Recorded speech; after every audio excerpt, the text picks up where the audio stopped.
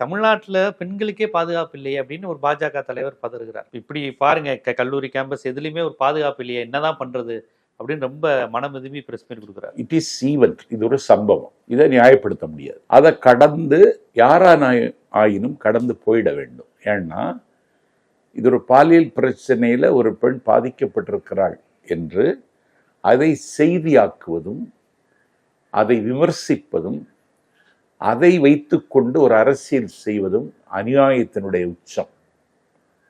அந்த பெண், அவளுடைய மனநிலை என்ன, அவளை ஈன்றெடுத்த தாயும் தந்தையும் எந்த அளவிற்கு மன உளைச்சலில் இருப்பார்கள், அந்த பெண்ணுக்கு நேர்ந்த கதியை வச்சு இப்படி ஒரு ஈனத்தானமான அரசியல் செய்யக்கூடிய புறம்போக்கு நடவடிக்கையை அந்த பெற்றோர் எப்படி எதிர்கொள்ளப் போகிறார்கள், இதெல்லாம் சமூகத்தில் இன்னைக்கு வைக்கப்படுகிற கேள்வி.